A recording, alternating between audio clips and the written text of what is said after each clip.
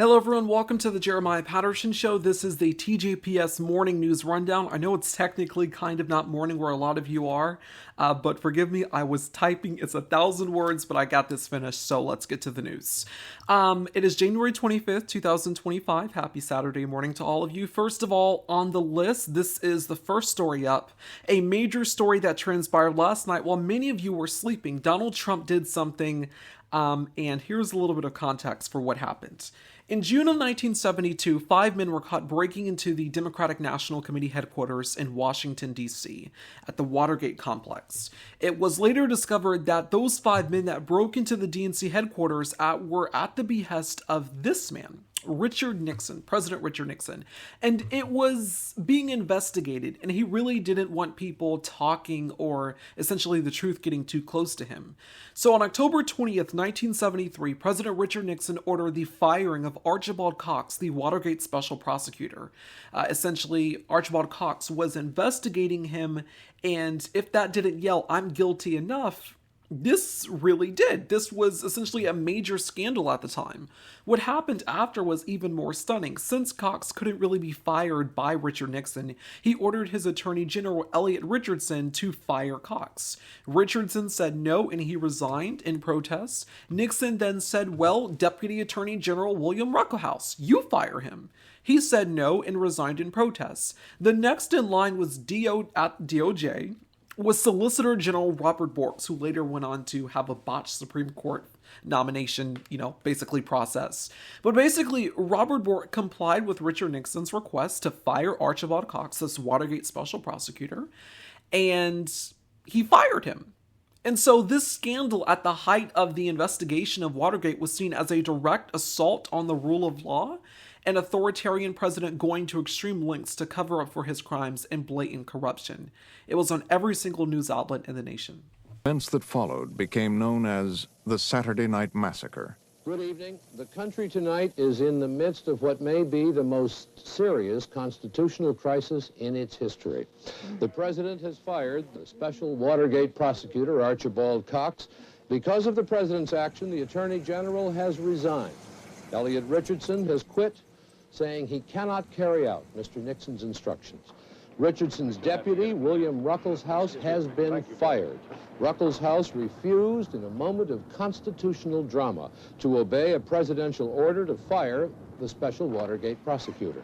And half an hour after the special Watergate prosecutor had been fired, agents of the FBI, acting at the direction of the White House, sealed off the offices of the special prosecutor, the offices of the Attorney General, and the offices of the Deputy Attorney General.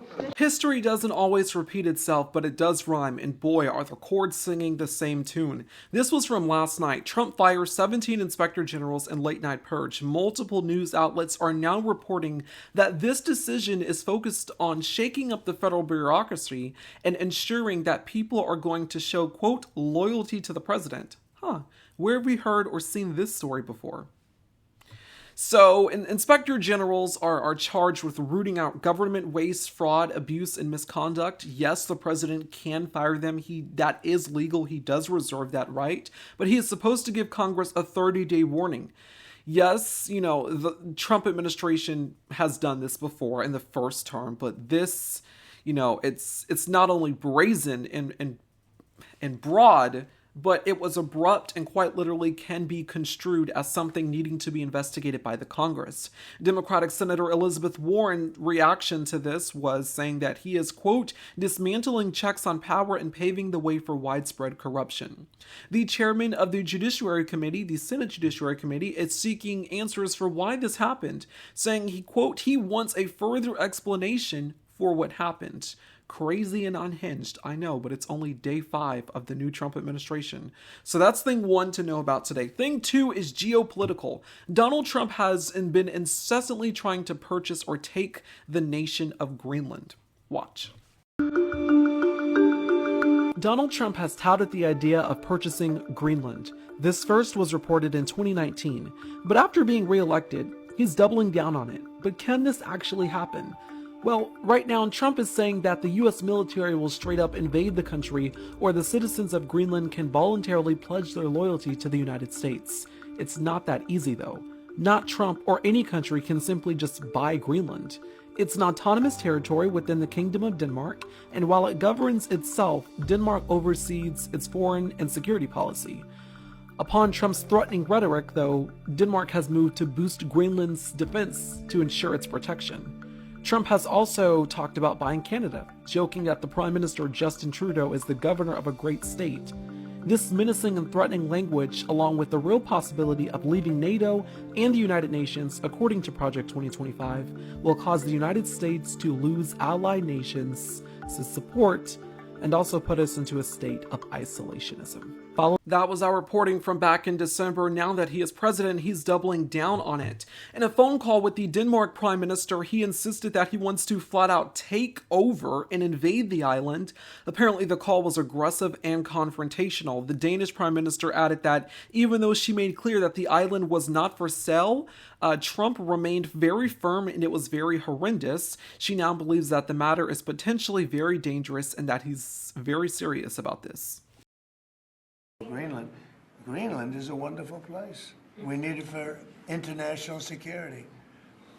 And I'm sure that Denmark will come along. I think it's costing them a lot of money to maintain it, to keep it.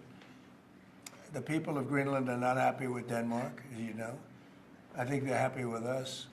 We had representatives, my son and representatives went up there 2 weeks ago, and they like us. So we'll see what happens. But Greenland is necessary, not for us, it's necessary for international security. You have Russian boats all over the place. You have China boats all over the place, warships. And they can't maintain it.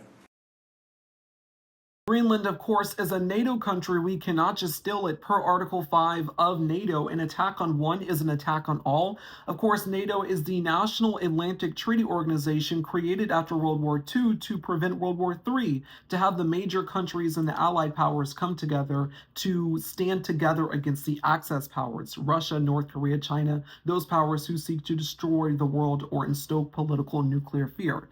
So, I mean, this is something to be major concerned about. You know, an attack on one is an attack on all per Article 5 of NATO. But as for a NATO country invading another NATO country, well, that's unprecedented territory. We have never had to contend with people doing that before because we've never had a president with such a minuscule and inept mind to think that this is playtime. And like a little kid, that kid over there has a toy that I want and I want it. So I'm going to go steal that kid's toy, even though I have all the toys that I need right here. So this is an international security threat, and we're only on day 5 of the Trump presidency. He also wants to take the Panama Canal and Canada. They're vociferously saying no as well. We're going to have more reporting on that in another video coming soon. So that's thing 2. Here's thing 3. Which is actually some breaking news. Kristi Noem, the former governor of South Dakota, has been confirmed as the Secretary of Homeland Security. Her only experience for the job is that she's very loyal to Donald Trump and shot her dog and goat and published it in a book. I can't make this stuff up. We're going to have more reporting on that and a longer, more detailed video covering all of Trump's cabinet officials. Yeah. So while we're discussing that, it's worth noting as well that Pete Hegseth, a former Fox News host and relative military experience, has been confirmed as the Secretary of Defense as of last night. Vice President J.D. Vance had to break the tie-breaking vote in the Senate. Of course, Pete Hegseth has been accused of sexual abuse, physical abuse, emotional abuse by his past wives, also drinking incessantly on multiple jobs, mishandling a $10 million budget at a local veterans charity. He got so drunk one time that he passed out, full-on blackout in a strip club. He was also, by his colleagues, labeled essentially as inept and unfit to lead a major organization and government department such as the Pentagon. So that is highly concerning that he's not our Secretary of Defense, but yes, he was sworn in earlier today by Vice President J.D. Vance. Thing number 4. Donald Trump visited North Carolina, which was hit by a major hurricane last year, and California, which was currently experiencing detrimental wildfires right now, to survey the damage. And instantly, he made the event political. He said that if California would just let in the water, this would all be over. He also alluded to ending FEMA, saying that states should handle their own issue. Thing number 5 is yesterday Trump disbanded the school safety board that works to prevent school shootings. And finally, thing number 6 is mass deportation. This here is footage of ICE agents carrying out a deportation raid in New Jersey. Among those detained was an active member of the U.S. Army. The mayor of New Jersey has released a statement on this matter, and many are in shock and scared right now across the country. In Bakersfield, California, migrant farm workers are not showing up to work. This is the price of eggs in California. A screenshot here from a source that is close to me, a screenshot of what the prices are looking like of eggs in California. And I just want to allude to the fact here that if mass deportation is a success nationwide, which hundreds are already being rounded up and deported, you're going to have a major crisis on your hands. Immigrants in this country account for 41% of the workforce. We've tried this before in the 1920s and in the 1930s. It backfired horribly.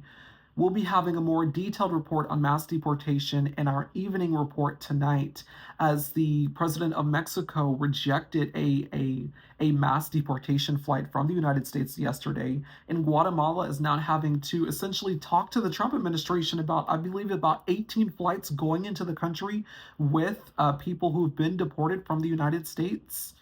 It has been crazy. Yes, this is our TJPS News early rundown. I'm your host, Jeremiah Patterson. Please follow us on Substack, Blue Sky, and all of our social media platforms for more news updates and more. If you enjoyed this, please comment down below. Also, don't forget to subscribe and share this video with a family or friend. These are ways to support us here on the platform. Thank you all so much. I'll see you tonight.